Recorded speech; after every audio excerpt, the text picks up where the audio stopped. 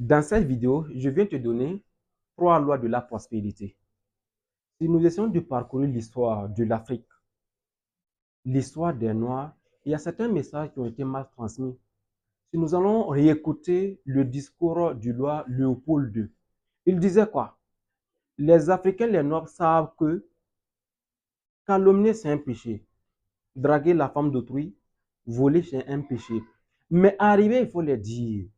Heureux sont les pauvres quand le royaume des cieux est à eux. Mais si nous essayons de parcourir les Saintes Écritures, il est écrit quoi? Les pauvres en esprit. Et nous regardons également dans le livre de Matthieu, vous pouvez essayer de faire un trou voir, c'est écrit en français, Matthieu 19, le verset 24. Là-bas, si nous essayons de voir les échanges avec un commerçant avec Jésus, il a été dit au final quoi? Il est plus difficile pour un riche d'entrer au royaume des cieux.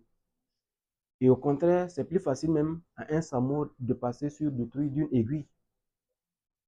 Et vous allez voir que toutes ces paroles-là ont fabriqué beaucoup de pauvres en Afrique. Beaucoup, beaucoup, beaucoup de Noirs ont fait le plaisir de rester pauvres parce que le royaume des cieux l'appartient. De vous à moi, est-ce possible de vivre dans ce monde actuel en étant pauvre, de rester en santé, en bonne santé, d'être en parfaite santé, de vivre aisément, d'envoyer tes enfants à l'école, de circuler dans ce monde-là sans argent? C'est tellement difficile. Les colons, ils sont venus pour un objectif précis et concis. Et il fallait passer par quelque chose pour atteindre leur objectif. La parole peut donner vie. Et la parole, ça peut tuer l'homme. Ça, c'est le pouvoir de la langue. C'est quoi tu attends du jour au lendemain, à longueur de journée? Puisque ce que tu attends, ce que les gens te transmettent comme message, que ce soit à l'église, à la mosquée, ça peut t'influencer. Et pour cela, il va falloir que tu gagnes la bonne information, ce qui va te permettre d'aller de l'avant jour après jour. Puisque si nous allons essayer de voir, le colon, il n'est pas venu avec le vélo. Quelqu'un va prendre l'avion. Jusqu'à présent, l'avion est toujours coûteux. Ce n'est pas n'importe qui rentre dans l'avion. Et qui se joue avec l'avion, il vient et te dit de ne pas chercher l'argent parce que c'est un PC. Regardez, voyons-nous voir. Ce n'est pas du tout correct. Il y a quelque chose qui n'a pas été bien fait. Et lorsque nous allons continuer à vivre dans cette ignorance, rien ne va changer. Et même si nous arrivons, et s'il venait même qu'il y a le royaume des cieux qu'on arrivait, Dieu va nous dire, lui, il ne nous a pas conduits dans ces erreurs-là. Parce que notre Dieu est riche. Que tu sois musulman, que tu sois athée, que tu sois un chrétien, tu sais au moins qu'il y a quelqu'un qui gouverne ce monde-là. Peut-être les athées, ils ne croient pas. Mais si nous partons prier, on dit qu'il y a Dieu. Il y a un être suprême là-haut, là-bas. Et notre Dieu, il a l'argent, il a la richesse du monde. Et si toi, tu te contentes d'aller prier et ne pas fouiller connaître les lois du succès et tu essaies de vivre dans l'ignorance, tu te trompes. Ce n'est pas la volonté de Dieu de vivre dans l'ignorance, de vivre dans la mendicité. La première loi, c'est quoi? La loi de la demande. Oui, même si nous prenons dans ce monde actuel, tu as un père, tu as besoin de quelque chose que ton père en a. Tu sais que mon père a ça, ça déposé à la maison. Mais tu dois passer par quoi? La demande. Tu dois lui demander, Père, je demande d'être rouge. Et c'est loi qui gouverne le monde. Oui, tout n'est que loi. Les lois du succès.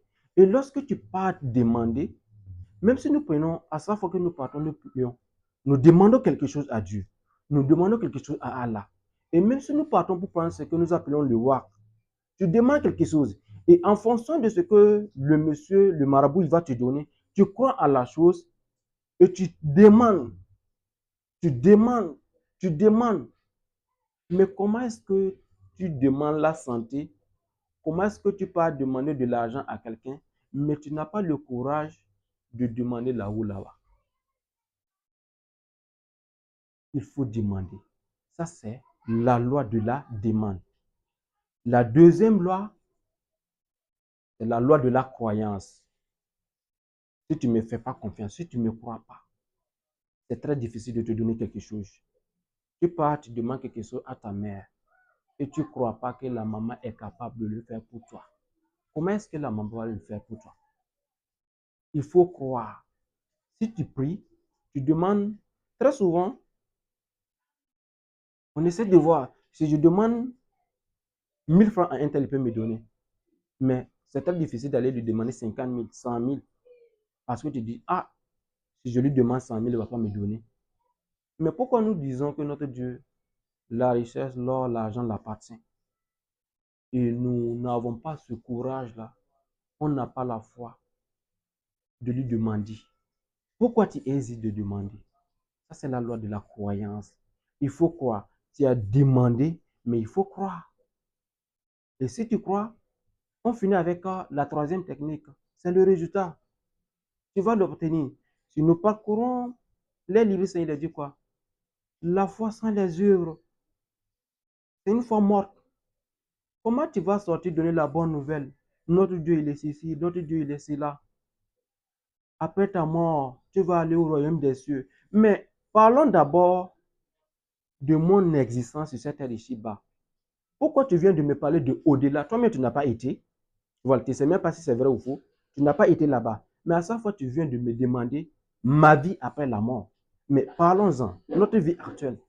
On ne peut pas vivre dans la misère, dans l'ignorance et espérer vivre le mieux le jour à venir. Puisque si aujourd'hui, j'espère vivre, tu espères vivre, c'est parce que tu penses, je pense que demain serait meilleur. Sinon, il y a d'autres qui vont préférer se donner l'amour. Pourquoi? Parce que ils vivent dans la misère.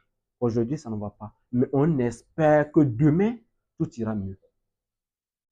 Voilà les lois qui vont te permettre de vivre aisément, de vivre paisiblement. Tout n'est que loi.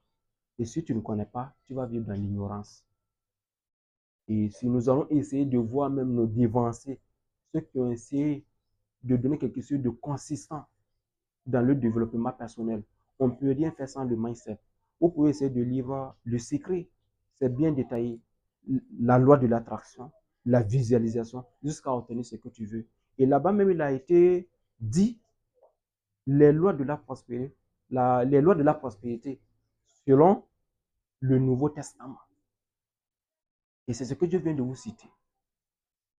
Appliquez cela et ça va vous faire énormément du bien. Vous n'allez jamais le regretter.